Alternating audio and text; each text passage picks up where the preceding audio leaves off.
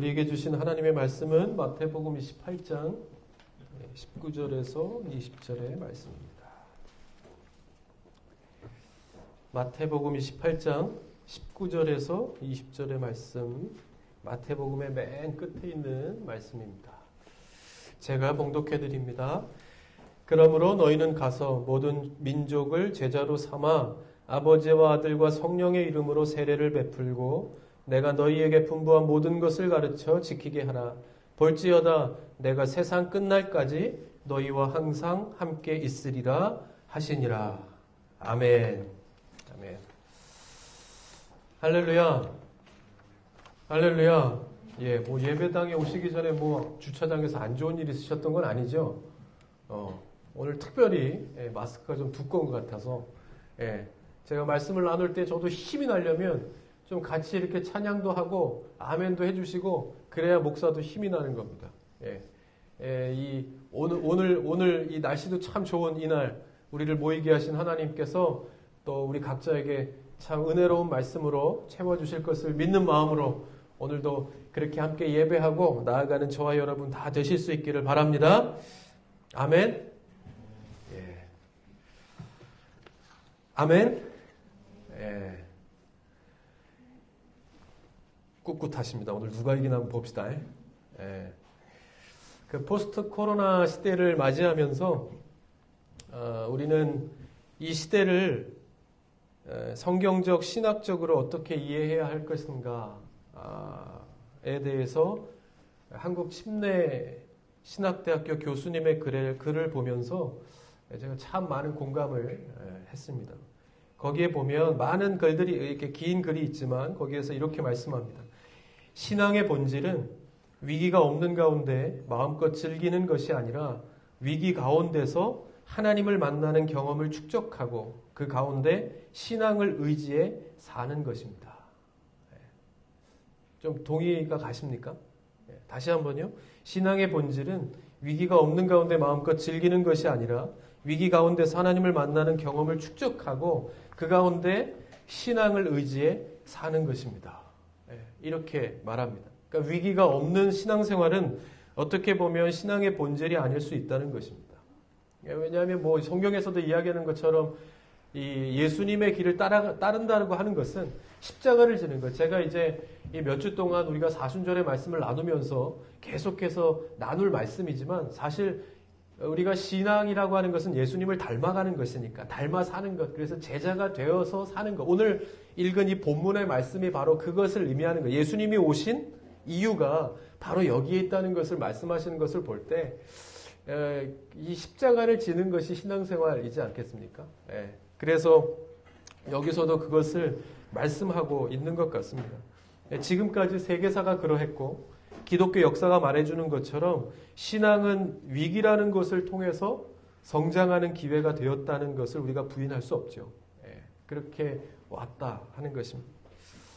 그러므로 지금 어려움에 처해 있는 교회들에게 어떤 위로가 필요한 것은 사실이지만 그것을 뛰어넘어서 어떤 교회론의 측면에서 볼 때 지금은 우리의 또 다른 기회가 될 수 있겠다 하는 것을 우리가 신앙의 눈으로 교회가 성도가 볼 수 있어야 된다 하는 것입니다. 그러니까 사실 제가 여러분들과 나누고자 하는 말씀의 근간은 교회론입니다. 이제 우리가 우리의 교회를 어떻게 보고 또 우리가 어떻게 건강한 교회론을 가지고 앞으로 이 시대 가운데서 그 교회를 하나님 기뻐하시는 교회로 세워갈 것인가 하는 것에 대한 것을 제가 고민하고 여러분들이 알았으면 좋겠고 그래서 우리가 같이 오늘 말씀하신 본문의 말씀대로 궁극적으로 어디에 있든지 예수님의 제자로 건강하게 세워지는 것이 우리 교회의 역할이겠다. 그러면 한 걸음 한 걸음 어디에서부터 시작되어야 될 것인가 하는 것을 생각하는 것입니다. 오늘 이 교수님의 글도 보면서 제가 말씀을 준비하면서 이 공통적인 부분은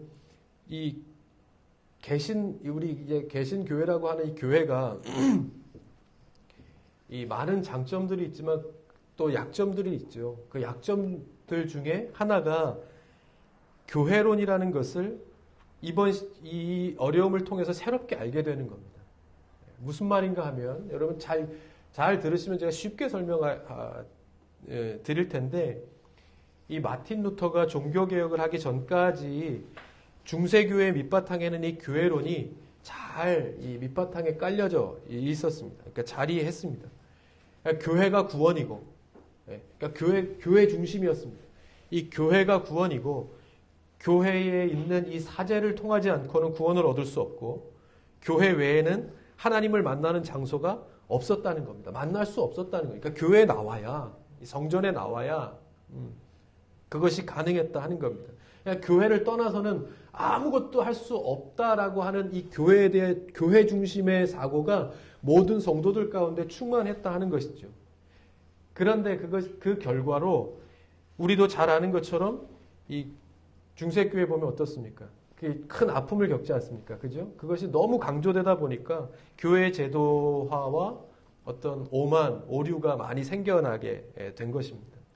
그 결과로 이 종교개혁이 일어나는데 이 모든 면에서 교회라는 단어가 빠지게 되고 교회 중심이 아니라 무엇 중심? 하나님 말씀 중심. 말씀이 중심이 되어야 된다. 말씀이 중심이 되어야 된다. 그것이 다 그 교회의 자리에 다 채워지게 되는 것입니다.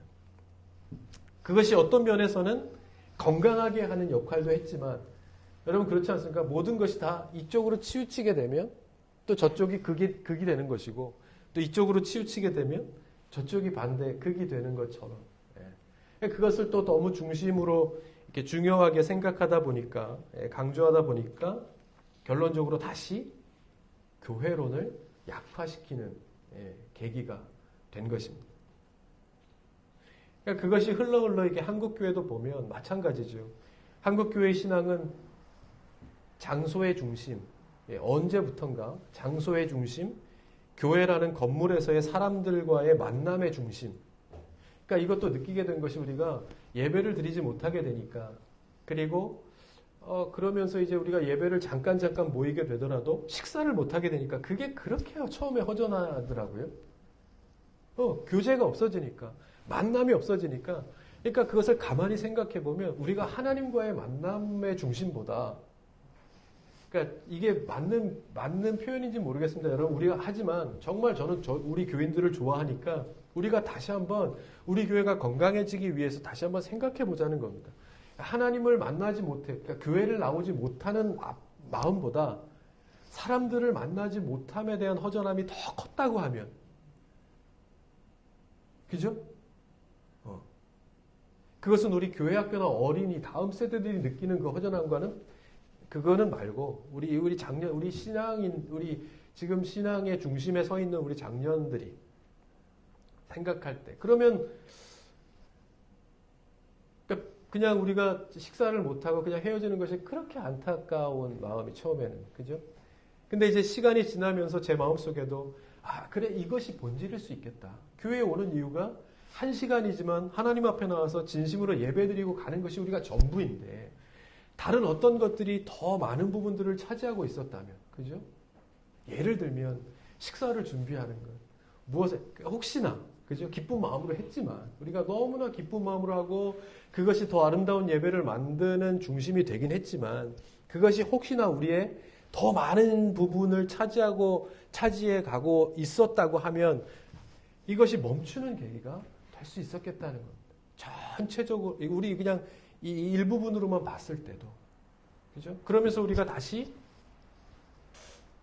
이 예배의 중심 어떤 것이 더 교회의 중심이 되어야겠는가라고 하는 본질적인 문제를 생각할 수 있는 계기가 되었다고 하면 그것은 좋은 기회가 될 수 있겠다 하는 것입니다. 그러니까 여기서도 이야기하는 것처럼 한국교회 신앙은 그렇게 장소 중심, 어느 시대, 어느 때부턴가 건물에서의 사람들과의 만남의 중심, 그리고 목회자 중심, 그리고 프로그램의 중심, 이 주일 예배 중심과 같은 주일의 예배를 꼭 오해하고 또 들으시면 안 돼요. 누가 또 여기만 탁 또 자르면 안 돼요. 앞뒤 다 생각해서 그런 것 같은 것이 우리 신앙의 본질이 되어 있었습니다. 그죠? 그러므로 자연히 어떻게 보면 그런 쪽에 너무 신경을 쓰다 보니까 제가 우리 교회의 예를 들었던 것처럼 어떤 하나님 중심의 개념이 조금 밀려날 수도 있었겠다 하는 생각을 하게 되는 것이죠. 그런데 이것이 이번 코로나와 같은 여러분 우리 신앙의 문제는 그렇지 않습니까? 어떤 예수님께서 40일 동안 금식하시고 공생애를 시작하시기 전에 어떤 사탄의 시험을 받은 것처럼 우리가 삶을 살아갈 때 신앙은 신앙의 문제에 부딪히고 세상에서는 세상과의 문제에 부딪히고 이런 게 아니지 않습니까? 모든 것이 다 신앙의 문제이지 않습니까? 그죠? 모든 것이 다 신앙의 문제. 우리가 삶에서 만난다고 그것이 비신앙적인 문제는 아니지 않습니까? 근데 우리가 한 가지 생각하는 것은 우리의 신앙적인 어떤 이런 교회나 우리의 어떤 제가 말씀드리고 싶은 이 교회론이나 교회에 대한 생각이나 이런 것들은 어떤 사단의 시험으로만 무너질 수 있다라고 착각하는 부분들이 우리에게 있다는 겁니다. 예. 그런데 우리의 교회의 지금의 가장 어려움의 문제는 무엇으로부터 시작되었습니까? 교회의 본질적인 것에서 시작했습니까? 비본질적인 것에서 시작했습니까? 상관이 없는 코로나라고 하는 것 아주 상관이 없는 그 문제에 부딪히면서 교회는 역사적으로 가장 어려운 시기에 봉착했단 말이죠. 이걸 누가 생각했겠습니까? 뿔을 달고 막 삼지창을 들고 사탄이 막 나타나야 우리가 뭐 예수의 이름으로 물러나라고 하면서 기도하면서 막 하는데 이거는 생각지도 못했던 부분으로 파고들어서 생각지도 못했던 우리 막 신천지가 막 이 방송에 등장할 때 막 박수 치면서 좋아했는데 그거는 좋아할 일이 아니었단 말이죠. 네. 근데 우리에게도 그런 어려움을 당할 부분이 있었다는 것을 미처 생각하지 못했다 할 수 있겠죠. 그런 문제들을 만나게 되니까 여러분 뭡니까? 그래서 장소가 없어지고 일단 예배를 드리지 못하게 되고 예배 중심의 삶이 예배를 드려야 뭔가 이렇게 시원한 것 같고 개운하게 살아갔던 신앙인들이 그야말로 팬데믹 현상이 오는 거예요. 이 삶이 삶인 것 같죠. 질서가 무너지는 것 같고 목회자 중심의 삶이 깨어지니까 붕괴되니까 신앙적인 뭐라 그럴까요? 그야말로 아노미 현상이 오는 겁니다. 더 문제는 그렇게 하면서 이것이 해결될 것이다, 회복될 것이다 생각하면서 지내온 기간이 벌써 1년이 되면서 내 삶이 오히려 신앙이 쇠퇴해져 버리는 거예요. 그냥 거기에 익숙해져. 그 여러 가지 일들이 있죠. 하나하나씩 한번 보십시다. 그렇죠, 앞으로. 그런데 저는 이런 이야기를 나누면서 결론은 뭐냐 하면 이것이 기회가 될 수 있겠다는 겁니다. 우리 성도들에게도 교회에게도 나아가서 한국 교회에도 이것이 기회가 될 수 있겠다 하는 생각이 제 안에 드는 하나님 계속 말씀하시는 겁니다. 기회가 될 수 있겠다. 멈추게 하시고 나중에도 말씀드리겠지만 여러분 제 안에 우리가 19년 1월이었나요? 2019년 1월이었죠? 너무 오래돼갖고 기억이 안 나네. 1년이 10년 같은. 2019년에 우리가 시작을 하고 1년을 정말 10년처럼 채워왔잖아요. 그죠? 1년을 10년에 막 여러 가지 일들을 막 다 하면서 왔는데 2020년도에 우리가 코로나 때문에 모이지 못하면서 제가 지나고 나서 지금 마음속에 얼마 전까지만 해도 드는 생각이 하나님 1년 동안 계속 힘받아 왔으면 우리 교회가 어떻게 됐겠는가? 인간적인 마음으로 이게 150명이 되고 200명이 되지 않았겠는가? 그냥 쭉쭉 왔으면 그러면서 하나님 왜 그러셨을까 하는 생각을 하면서 하나님의 하시는 일은 이유가 있지 않겠습니까? 그러므로 요즘 드는 생각이 제가 여러 가지로 묵상하고 생각하면서 기도하면서 하나님 주시는 말씀이 그것입니다. 막으시는 이유가 있겠다. 저희가 지금 이번에도 우리 또 다음 세대들이 태어나면서 84명이 됐는데 거기에서 막으시는 이유가 있겠구나. 놔두셨으면 150, 200명이 되고 그러면서 우린 또 고민했을 겁니다. 어디로 가야 하나? 이젠 여기가 안 된다. 딴 데로 가자. 가서 교회를 짓자. 또 안 된다. 어디서 많이 보던 성경에 나오는 말씀 같지 않습니까? 이 사람들을 어떻게 할 거? 들어오지 못하고 그냥 이 바깥에 있는 사람들로 인하여 어떻게 할 거? 걱정하면서 그럼 더 크게 짓자. 더 큰 곳으로 옮기자. 고민했을 거 아닙니까? 근데 하나님께서는 그것을 기뻐하지 않으셨죠.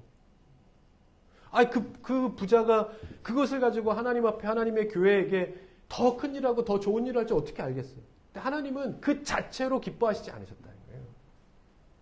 그러면 하나님 우리가 이 상태에서 그냥 갔으면 쭉쭉 하나님 주시는 은혜로 하나님 주시는 은혜로 갈 수 있었는데 막으시는 이유가 있지 않겠네. 이것으로 됐다. 이제 이만하면 세상을 뒤엎을 만큼의 준비는 됐지 않겠느냐. 내가 원하는 일을 할 만큼은 모이지 않았겠는가. 그것이. 그래서 기도하는 거예요.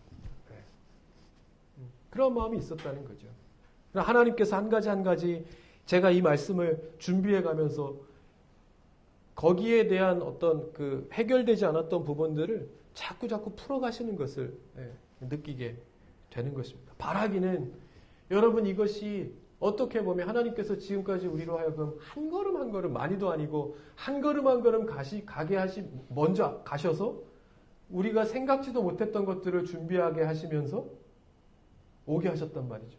그러면 앞으로도 그렇게 하실 것이다라고 하는 믿음이. 아까도 얘기했듯이 어려움이 위기라는 것은 어려움을 통해서 자꾸 하나님께 대한 신뢰가 축적되는 것이 제자입니다. 그것이 제자입니다. 그것이 교회이고 그래서 건강해지는 것이 크기와 상관없이 그것이 건강한 교회이고 이제는 그것이 이 세상을 끌어갈 수 있는 리더십이 있는 교회가 될 수 있다는 것이죠. 그런 마음이 우리 가운데 하나님께서 주시는 마음이겠다 하는 생각으로 여러분 이 말씀을 우리가 사순절의 기간 동안에 나눌 때 여러분 제 안에 이렇게 막 감당할 수 없도록 채워주시는 하나님의 그 마음이 여러분들에게까지 전달되는 은혜가 꼭 있기를 바랍니다. 이 사순절 오늘부터가 이제 사순절 오늘이 첫 번째 주일입니다. 사순절. 그러니까 사순절은 여러분 부활주일 전까지의 6번의 주일을 지나는데 그 6번의 주일만 뺀 나머지를 쭉 세어보시면 40일이 됩니다. 그 40일의 기간을 말하는 것이죠. 그러니까 성경에서 보면 그러니까 예수님께서 이제 예루살렘 성전으로 가시고 고난을 받아 십자가를 받으신 그 고난을 이제 묵상하는 그 기간인데 이 40이라는 숫자는 성경에 보면 여러 번 등장합니다. 중요한 순간에 참 여러 번 등장하는 것을 볼 수 있습니다. 그러니까 노아 홍수 때 밤낮으로 비가 막 내리는데 며칠간 40일간 비가 창일하게 내리죠. 출애굽한 이스라엘 백성들이 몇 년 동안 40년 동안 광야 생활을 합니다. 그리고 예수님께서 광야에서 40일 동안 금식하신 후에 공생애 정말 예수님이 바라시는 예수님께서 목적하신 계획하신 일을 이루기 바로 전에 40일 동안을 금식하시고 그리고 사단의 시험을 받고 그리고 공생애를 시작하시죠. 그러니까 아주 중요한 순간에 40이라고 하는 숫자가 등장하는 것을 볼 수 있습니다. 어떤 때는 41을 통해서 또 어떤 때는 40년을 통해서 하나님께서는 그 백성들에게 의미 있는 시간이 되도록 만드십니다. 의미 있는 시간. 그 40일이 어떻게 보면 고통의 시간이죠. 그렇지 않습니까? 고통을 의미합니다. 쉽지 않은 시간. 40일 동안 비가 내릴 때 온 백성들이 얼마나 많은 사람들이 공포에 떨었겠습니까? 40년 동안 이스라엘 백성들이 광야를 돌면서 얼마나 많은 무수한 위기와 또 어려움의 순간들이었겠는가 하는 것입니다. 그러나 그것을 통해서 하나님께서는 궁극적으로는 하나님께서 원하시는 백성들로 만들어 가십니다. 이것이 신약에 오면 뭡니까? 제자화입니다. 제자. 중요한 것은 우리가 신앙을 하는 이유는 뭡니까? 결국에는 이 땅에 그리스도의 제자가 되는 것입니다.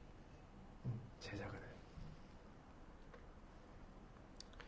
무엇보다 이 사순절 기간 동안 성도는 주님의 십자가를 생각하면서 회개하고 기도하고 또 절제하고 금식하고 깊은 명상과 경건의 생활을 통해서 이 고난의 길을 걸어가신 주님을 기억하고 그리고 그 은혜에 감사해야 하는 것입니다.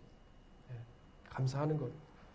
무엇보다 나를 위한 예수님의 그 희생을 기억하면서 그 때문에 우리가 지금 살고 있고 그 때문에 우리가 지금도 이런 모양으로 살고 있는 것이 바로 그 길을 가신 예수님의 발걸음으로부터 시작됐다는 사실을 우리가 계속 되뇌이면서 감사할 수 있는 고난의 이 사순절이 되어야 하는 것입니다.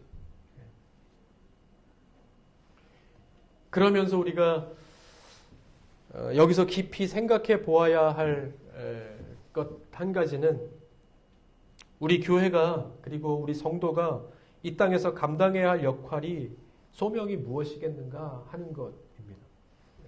그래서 이 사순절 기간 동안에 이 제게 주신 이 교회에 대한 이 마음을 여러분들과 계속해서 한번 나눌 수 있는 이 기간.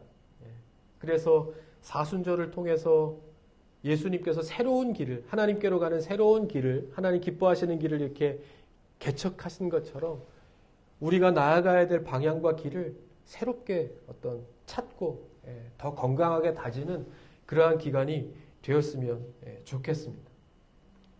여러분, 물론 우리의 역할, 사명 그러면 당연히 전도하고 선교하는 것이죠. 그렇게 알지 않습니까? 전도하는 것. 선교, 오늘도 본문 말씀을 보면 전도하라 이런 말씀으로 선교하라, 영혼을 구원하라 뭐 그런 이 말씀으로 들리니까. 근데 이게 궁극적인 목적이고 사명이라는 것은 우리가 다 아는 사실이지만 사실 이거보다 더 막연한 것은 없죠. 무엇이 전도고 무엇이 선교이겠습니까? 무엇이 전도고 무엇이 선교이겠습니까? 여러분 지금까지 전도를 몇 명이나 해보셨습니까? 전도를 몇 명이나 해보셨습니까? 우리가 그토록 간절하게 찬양을 하고 말씀을 보고 예배를 하고 기도를 하는 성도라고 하면 이것을 내가 이렇게 좋은 것이라면 저 사람에게 꼭 전해서 이곳으로 이끌어야 되겠다라는 생각을 갖고 실천해 보신 적이 얼마나 있는가 하는 것입니다.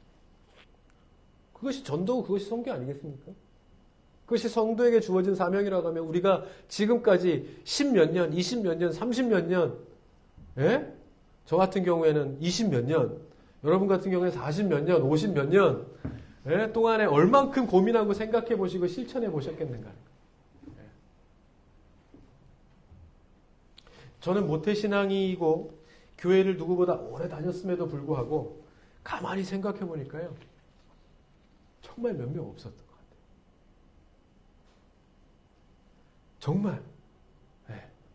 물론 찬양 선교를 10년, 20년 이렇게 하면서 간접적으로 제가 모르는 사이에 저를 통해서든지 우리 선교단을 통해서든지 찬양을 통해서든지 말씀을 통해서든지 간접적으로 교회에 다니게 된 영혼들이 없을 수는 없겠죠. 있겠죠. 근데 그것은 하나님이 하시는 일이니까. 그거 말고 정말 제가 아까도 말씀드린 것처럼 어떻게 할 수 없어서 그것을 전하고 기도하고 막 노력해서 교회로 이끌어간 영혼이 몇 명이나 될까 생각해 보니까 정말 부끄럽지만 한 2명?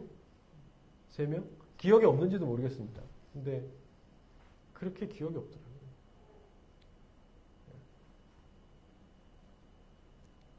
그러니까 그 고민이 여기에서부터 시작되는 거예요.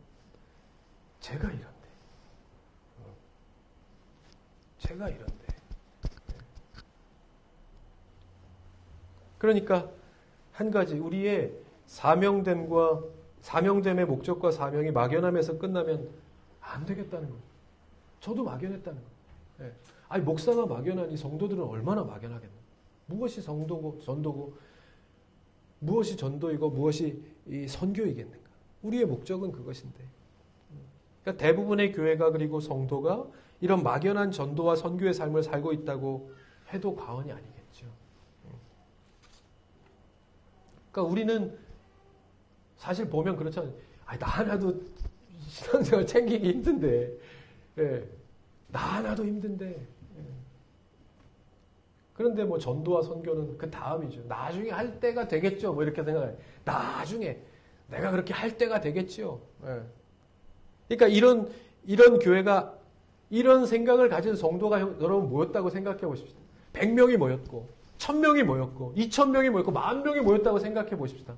교회 중심으로 아까도 얘기했지만 건물 중심으로 예배 중심으로 주일 중심으로 프로그램 중심으로 환경 중심으로 10,000명이 모이고 20,000명이 모였다고 생각해 봅시다.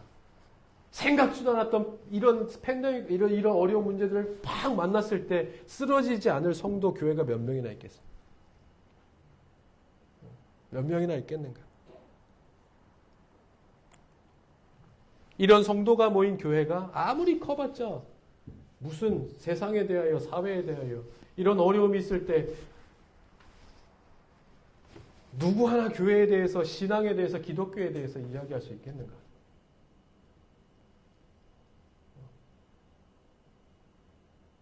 이것은 한국교회의 제자훈련의 실패라 할 수 있을 것입니다. 잘못되어 왔다. 잘못되어 왔다.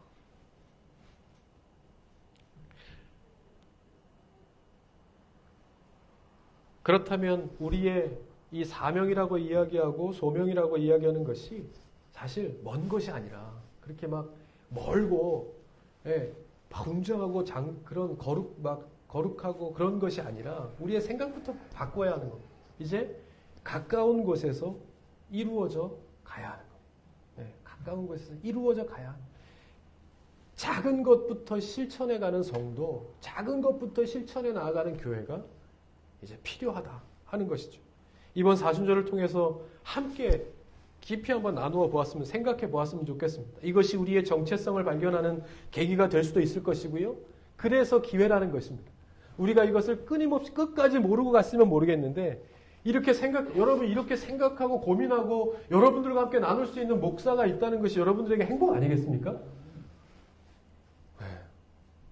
어쨌든 처음에도 아멘 안 했으니까 상처는 안 받지만,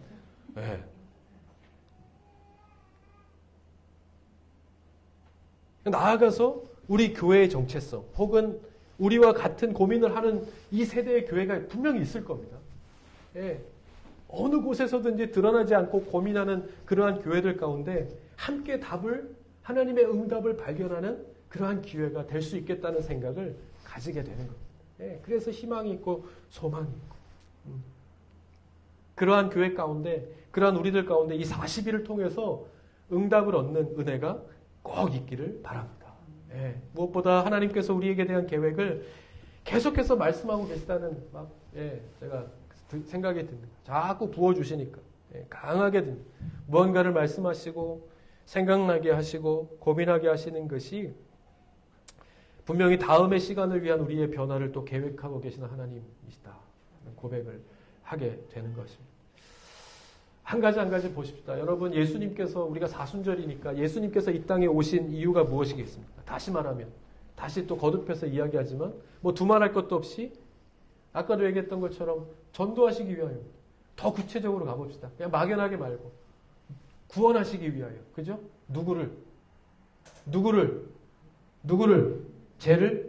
우리를 막연한 거 말고 누구를? 나를. 따라하십시다. 나를. 가슴을 치면서 나를. 어떻게 하시기 위해? 나를 구원하시기 위해 이 땅에 오셨다. 그러면 우리의 사명은 여기서 시작되는 겁니다. 뭐예요? 이것을 믿고 전하는 데 있는 거. 동의하십니까? 반론 없으시죠? 가하시면 이해하십시오. 아니하면 아니하십시오. 다 동의하시죠? 이것을 믿고 전하는 것이 우리의 사명. 거기에서부터 시작하는 것입니다. 그래서 오늘 말씀에 그것이 나타나 있습니다. 마태복음 28장 19절에서 20절 같이 한번 읽죠. 시작. 그러므로 너희는 가서 모든 민족을 제자로 삼아 아버지와 아들과 성령의 이름으로 세례를 베풀고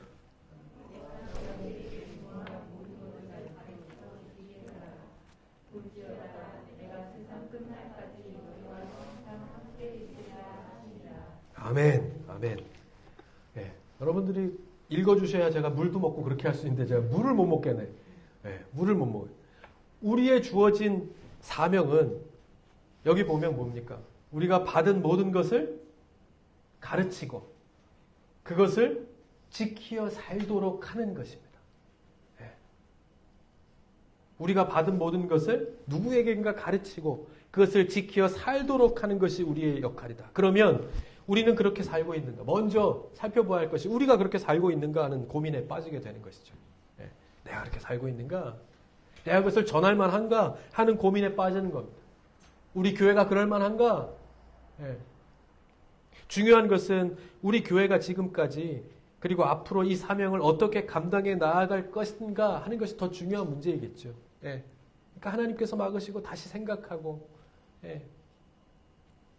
그렇게 하시는 이유가 있다. 그런 면에서 볼 때 제가 말씀을 준비하면서 생각한 것이 참 우리 교회는 감사한 일이 많다 하는 것. 그것은 부인할 수 없다. 무엇보다 대부분의 성도가 신앙생활이 그리 길지 않은 분들이 많이 있습니다. 네, 많이 있습니다. 또 신앙은 뭐 길지 않으신 분들이 우리 있죠. 저기 우리 하원이나 뭐 시오나 예, 뭐 이렇게 연수가 길지 않으신 분들부터 예. 또 교회에 나온 연수가 얼마 안 되신 또 분들부터 해서 우리는 대부분이 정말 이 신앙의 기간이 얼마 안 되시는 예, 그런 분들이 많죠. 예. 또 말씀드린 것처럼 신앙의 기간이 길다고 해서 곧 그것이 신앙이라고는 이야기할 수 없다는 걸 우리가 잘 아니까. 예. 우리 모두가 그렇게 보면 우리 모두가 다 마찬가지입니다. 그죠? 다 똑같습니다. 그런데 사실 교회는 역으로 생각하면 초신자들보다 어느 정도 신앙생활을 하신 분들이 많아야 운영이 원활합니다. 그죠? 예. 그러니까 처음서부터 한 가지 다 가르치는 것보다 봐서 들어서 알고 전수받은 사람들이 더 교회에 많을 때 그 교회는 더 원활하게 돌아가게 되어 있는 겁니다. 그죠? 어떤 것이 더 쉽겠는가? 뭐 다 직장 생활도 마찬가지 아니겠습니까? 누군가가 그 사람을 가르쳐야 하고 계속해서 전수되어야 사장이 편하고 일하는 사람들이 편하고 회사가 원활하게 돌아가는 거예요. 그래서 처음에 생각하기를 저도 그랬죠. 하나님 왜 우리 교회에는 신앙생활의 연수가 이렇게 많이 되시지 않은 분들이 더 많습니까? 왜 초신자들이 더 많습니까? 할 때 하나님께서 주신 마음이 그것이었습니다. 이것이 성도가 이것이 교회가 해야 할 일이다. 이것이 감당해야 될 일이다. 본질적인 것이다. 본질. 지금 와서 보니까 하나님께서 본질의 문제를 말씀하십니다.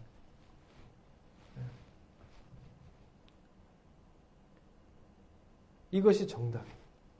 그때는 잘 몰랐습니다. 그러나 이제 이것이 우리가 교회가 감당해야 될 사명이라는 말씀을 알게 되는 것입니다. 맞죠? 오늘 말씀에도 보면 교회의 가장 중요한 사명은 첫째, 복음을 전하는 일입니다. 복음을 전하는 일. 이것이 가르치는 일이라 이렇게 얘기해요. 네. 복음을 전하는 겁니다. 두 번째, 제자로 훈련시키는 일입니다. 가르쳐 지키게 하라 이렇게 얘기하지 않습니까? 지키어 살게 하는 게 뭡니까? 세상 속에서 제자로 살아가는 겁니다. 이것이 교회가 해야 되니까 우리가 예배를 중심으로 교회에 모여서 코이노니아를 하고 훈련을 받는 가장 그것이 목적이 아니지 않습니까? 그죠? 근데 그것이 목적이라고 생각해 왔다는 겁니다. 그것이 하나님이 기뻐하시는 일이라고 생각해 왔다는 겁니다. 그러나 뭡니까? 한 단계 더 있어요. 뭐요? 그것을 가르치고 지키게 하는 일이 성도와 교회가 해야 될 일이라 하는 것입니다. 예.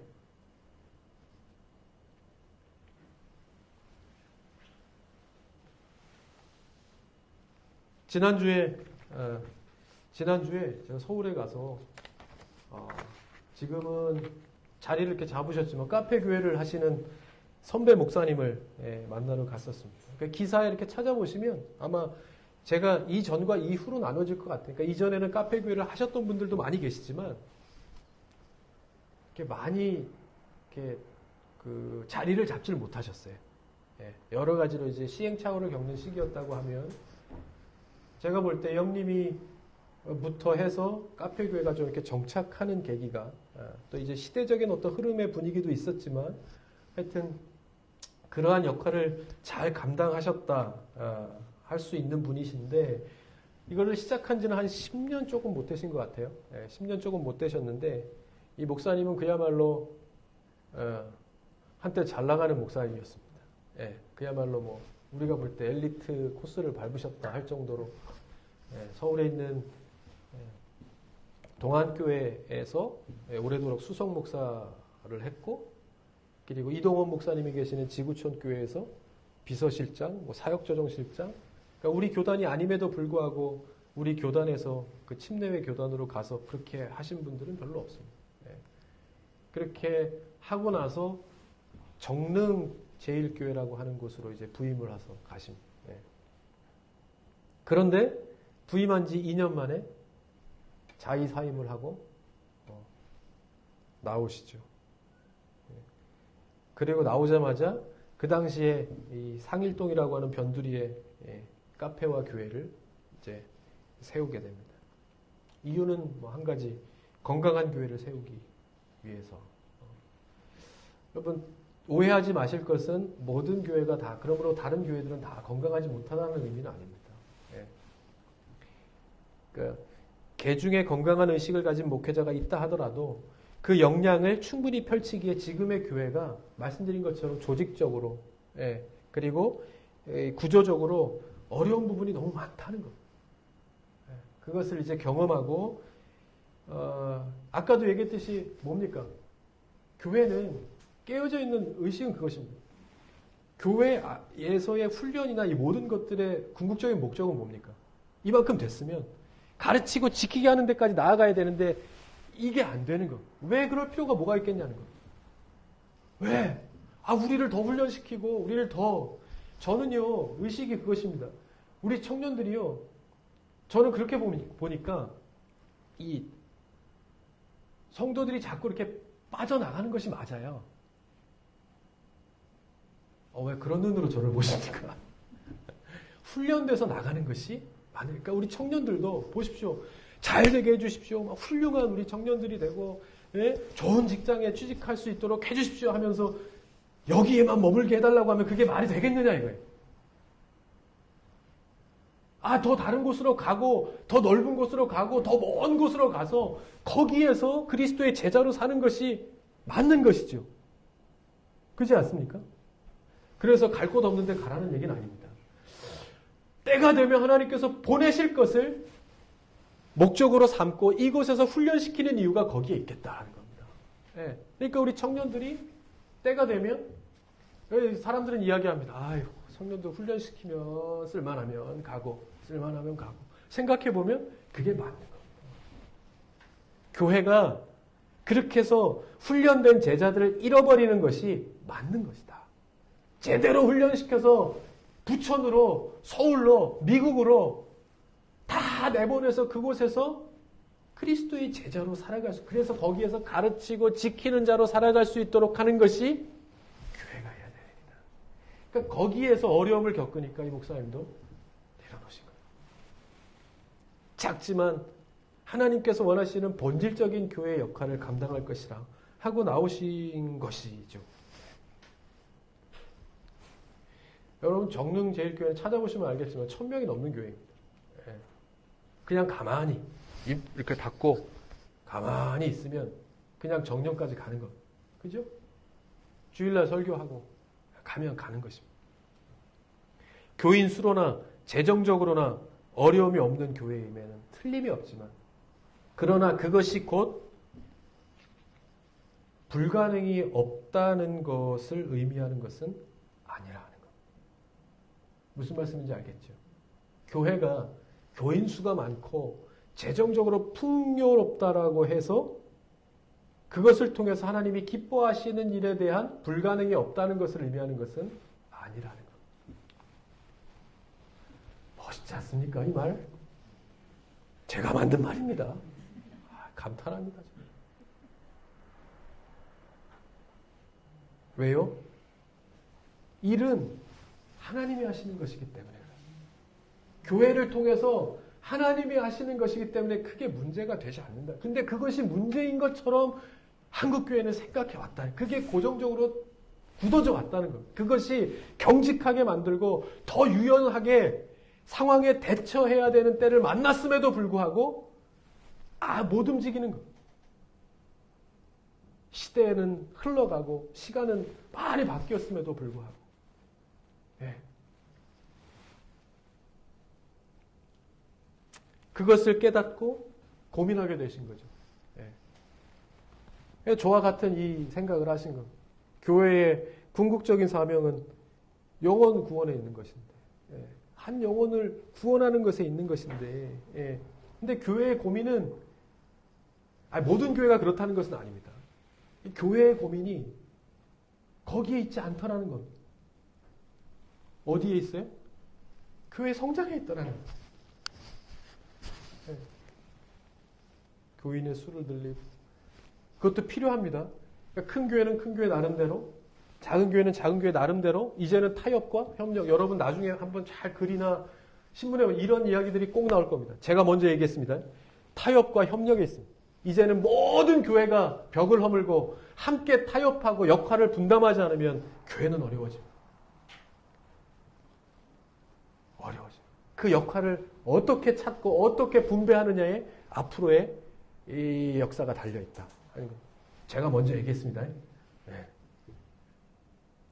해야 되는 거. 근데 교회는 교회 성장에 집착해 있더라는 왜 그거는 다른 교회 가게 놔두지요. 예, 우리는 더 성장하고 전도 축제하고 막 영혼을 막 하고 그래서 더 이제 조금만 있으면 2,000명 될 수 있는데 2,000명 된 다음에 하십시다.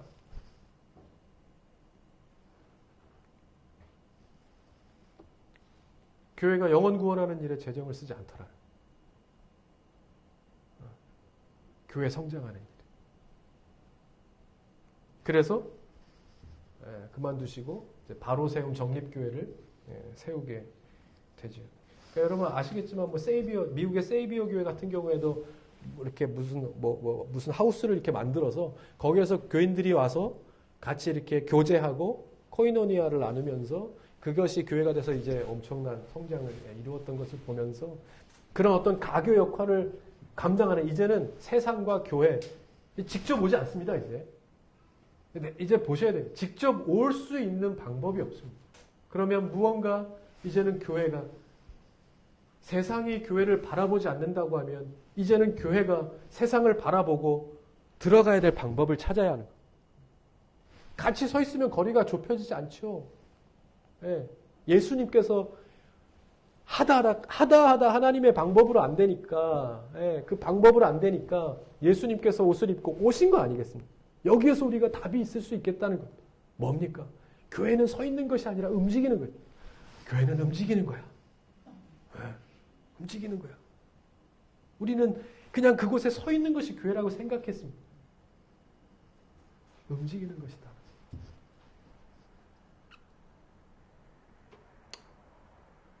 그래서 다 설명할 수 없지만 그 어려움을 막 택시 운전도 하시고요. 이렇게 하면서 초반에는 그 자리 잡기 위해서 굉장한 노력도 하고 그러면서 목회자를 돕고 성도를 돕고 교회를 세우는 일에 집중하게 됩니다. 이번에 가보면 그러니까 우여곡절이 많습니다. 이전에는 한 그래도 20평 정도 되는 이런 공간에서 자리를 잡았는데 그러니까 그것조차도 이제 운영하시겠다라고 하는 사람이 나타나서 그냥 이렇게 무상으로 운영할 수 있도록 하고 지금은 8평 아주 작은 공간에서 8평 작은 공간에서 테이블 한두 개 이렇게 놓을 수 있는 공간인데 그곳에서 커피를 내리면서 거기에서 사람들을 만납니다. 근데 자랑스럽게 말씀하시는 것이 나에게는 12척의 배가 남아있다 하는 것이 아니라 나에게는 교회를 다니지 않는 12명의 제자가 있다. 이렇게 자랑합니다. 이상하지 않습니까? 교회를 다니지 않는 12명의 제자. 그러니까 12명의 청장년들이 매일같이 이 카페에 출근하고 아이들을 학교에 보내고 혹은 직장에 출근했다가 점심시간에 와서 3355 요즘에 3355 안 되죠. 3344 이렇게 모여서 차를 마시고 대화를 나누면서 목사님과 자연스럽게 대화를 나눕니다. 처음에는 교회에 대해서 비판하고 어떻게 목회자가 그럴 수 있어요? 교회가 그럴 수 있어요? 이렇게 이야기하던 사람들이 목사님도 목사님이에요? 뭐 사장님도 목사님이에요? 뭐 이렇게 얘기하던 사람들이 여기에 와서 커피를 마시고 대화하면서 점점 그 생각들이 바뀌어져 가는 거예요. 바뀌어져 가는 거예요. 그래서 나중에는 자연스럽게 어떤 한 자매가 그렇게 고백하더라고요. 목사님, 그러면 하나님이 여기도 계시면 여기가 교회겠네요? 라고 얘기하더라는 거예요. 이것이 뭡니까? 제자화. 이것이 제자 훈련입니다. 다른 게 뭐가 제자 훈련이겠습니까?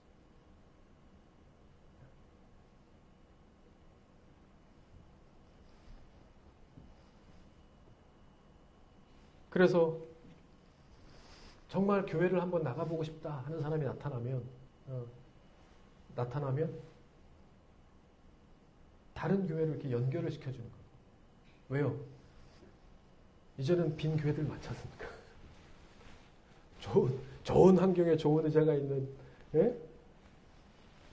교회들에게 좋은 목사님에게 좋은 교회를 이렇게 연결해 주는 것. 거기 가서 신앙생활 하십시오.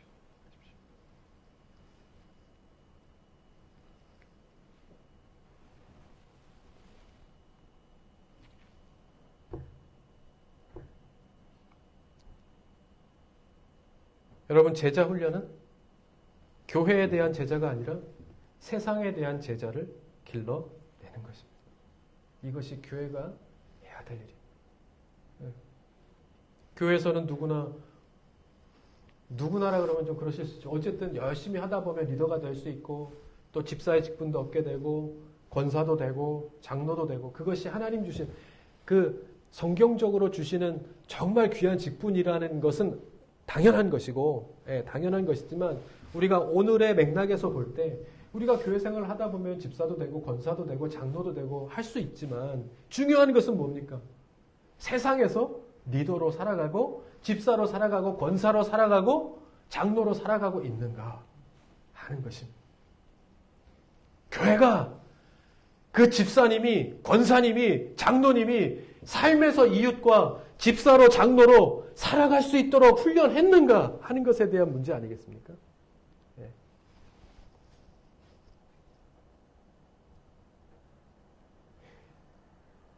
그러니까 예전에도 지금도 교회의 분립 개척에 대해서 말씀하신 분들이 많이 있습니다. 그죠? 그러니까 어느 정도의 인원이 넘어서면 분립 개척해야 된다. 100명, 200명이 넘어서면 분립하고 개척해야 된다. 감당할 수 있는 정도의 인원만 남겨놔야 된다는 거죠. 그것은 뭡니까? 다시 말하면 제자화입니다. 목사가 만나서 1대1로 제자화 시킬 수 있는 인원의 한계를 넘어서면 분립 개척해야 된다는 겁니다.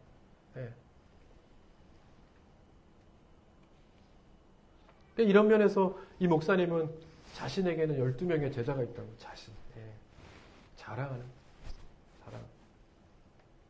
이 사람들을 위해 그동안 그 큰 교회에서 훈련을 받았고 학위를 따고 하나님께서 이곳으로 인도하셨다고 믿는 것입니다. 믿는 것.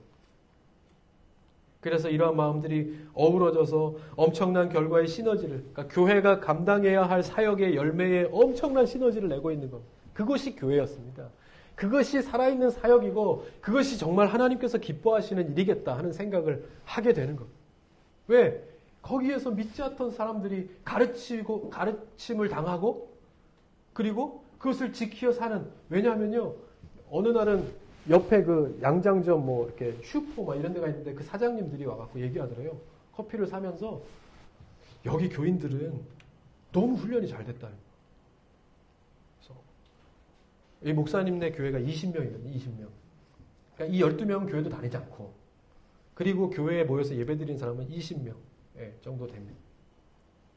그런데 와서 이 교인들은 훈련이 잘 됐다는 거예요. 만나본 일이 없을 텐데 왜 그런 말씀을 하시나 했더니 이제 거기 그 12명. 그 12명이 매일 와서 커피를 마시고 앞에 있는 양장점에 옷도 맡기고 수선하고 이제 슈퍼에서 뭘 사면서 너무 밝고 친절하게 예의도 밝게 하더라는 거예요. 도대체 이 사람들은 누군가? 그랬더니 저기 목사님 교회에 있는 사람들이라고. 자기네들은 또 교회 사람들이라고 그러면서 다닌대요. 또 다. 예. 그러니까 그 주인들이 이 교회는 뭐 사람들도 많고 사람들도 잘 훈련이 너무 잘 돼 있는 것 같다고. 예, 그러더라고요. 무엇을 더 하나님께서 기뻐하시겠는가?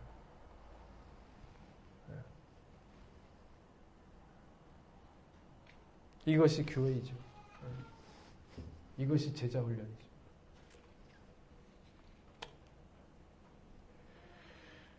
그래서 하나님께서는 지금도 다른 것을 찾는 것이 아니라 예배자를 찾는다고 말씀하시지 않습니까? 예. 요한복음 4장 23절 아버지께 참되게 예배하는 자들은 영과 진리로 예배할 자가 오나니 이때라 아버지께서는 자기에게 이렇게 예배하는 자들을 찾으시느니라. 아멘.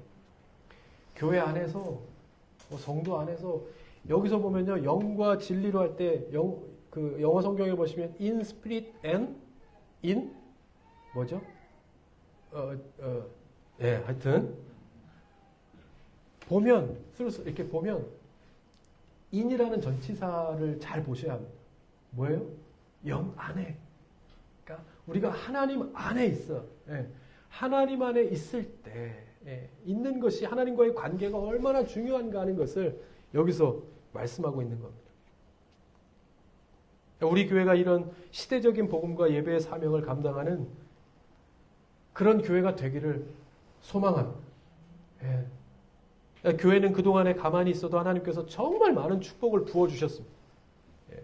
말씀드린 대로 그 축복은 언젠가는 누구에겐가 나누어 주기 위해 우리가 비축하고 남겨뒀어야 하는데 그것을 너무 누리기에 급급하지 않았는가 하는 생각을 하게 되는 겁니다. 그래서 이제는 가만히 있으면 안 되는 때가 되었습니다. 예. 이제는 우리가 가지고 있는 하나님께로부터 받은 축복을, 은혜를 가지고 어디로 들어가야 할 것인가? 예. 누구에게 나누어 줘야 할 것인가를 고민해야 될 때가 되었다는 거예요. 왜? 그들이 오지 않으니까. 찾지 않으니까.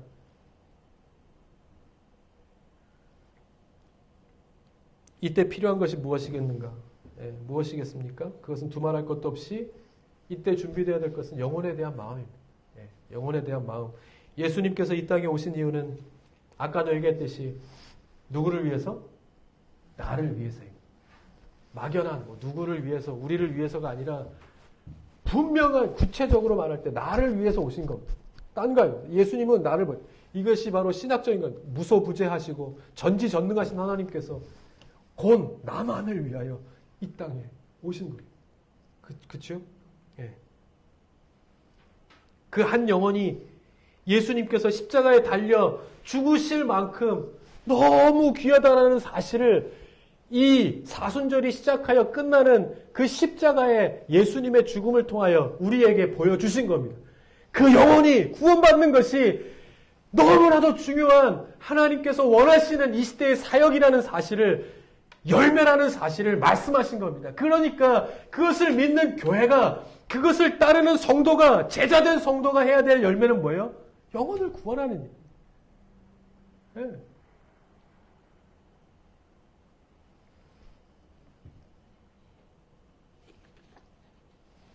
결론을 맺죠. 예전에 읽었던 책의 내용 중에 이런 글이 생각납니다. 어느 날 하늘나라에 사이렌이 확 울립니다. 그랬더니 막 그림상으로 막 이렇게 집에 단독주택에 살고 아파트에 살고 막 이런 궁전에 살고 그러던 이제 천국 백성들이 다 나옵니다. 무슨 일이야? 무슨 일이야? 막 사이렌이 막 울립니다. 무슨 일이야? 막 서로 물으면서 막 나오다가 소식을 듣습니다.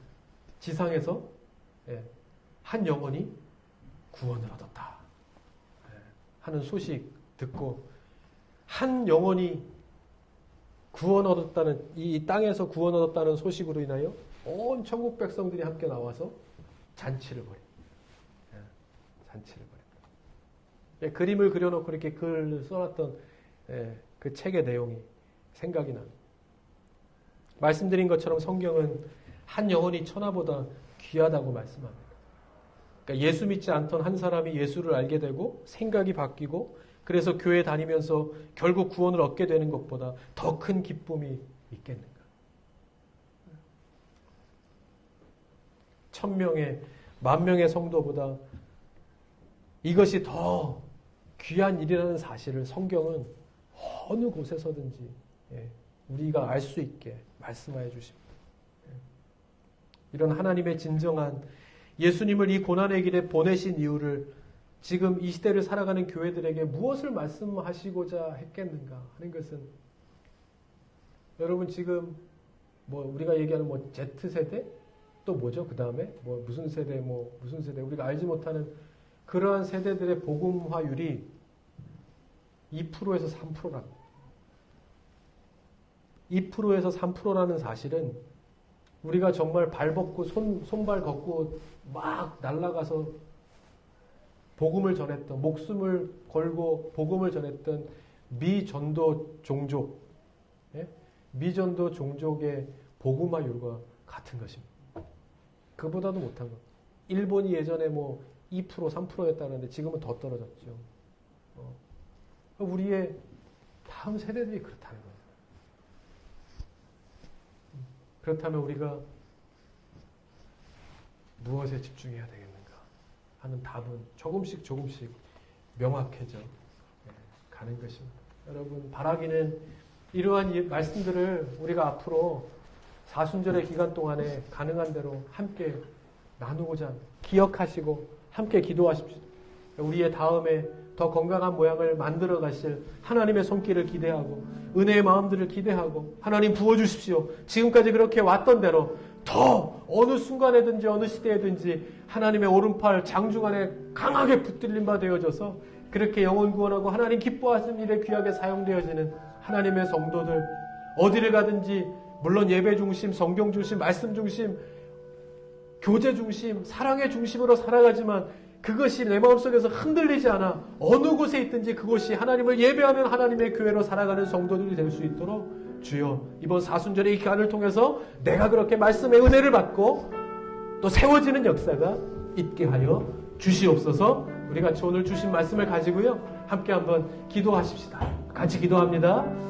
하나님 그렇습니다. 하나님 오늘도 우리가 이 자리에 나와서 주님 앞에 예배하는 것 하나님 이 시대에 다시 한번 우리의 발걸음을 잠시 멈추게 하시고 숨을 고르게 하시고 그래서 말씀을 다시 한번 돌아보게 하시고 기도하게 하시고 하나님 그렇게 우리로 하여금 하나님을 바라볼 수 있도록 하시는 이유가 분명히 있는 줄 믿습니다. 다른 것이 아니라 우리 교회가 더욱더 건강하고 하나님 기뻐하시는 역할들을 감당하는 교회로 세움받기 위해서 하나님 우리가 더욱더 기도하면서 이 사순절 기간 동안에 하나님의 계획을 품는 하나님의 마음을 품는 그러한 기간들이 다 될 수 있도록 하나님 인도하여 주시옵소서. 아버지 오늘도 우리 성도들을 이가 오게 하시니 감사합니다. 함께 예배하고 은혜 받게 하시고 하나님 그 마음을 가지고 세상 가운데 나아가고 가정 가운데로 나아가고 직장 가운데로 나아가서 그곳에서 하나님 우리에게 맡겨주신 하나님의 사명을 잘 감당하며 사는 주님의 성도를 되게 하시고 하나님 그렇게 있는 곳에서 하나님의 교회를 더욱더 온전하게 세워가는 그러한 성도들이 될 수 있도록 주님 인도하여 주시옵소서. 오늘도 이 자리에 함께하지 못하는 모든 성도들 하나님께서 기억하여 주시고 주님 예배하게 하시고 우리가 함께 모이는 날을 기대하고 소망하면서 그렇게 주님의 제자로 훈련되어져 나가는 하나님의 성도들 다 될 수 있도록 인도하여 주시옵소서.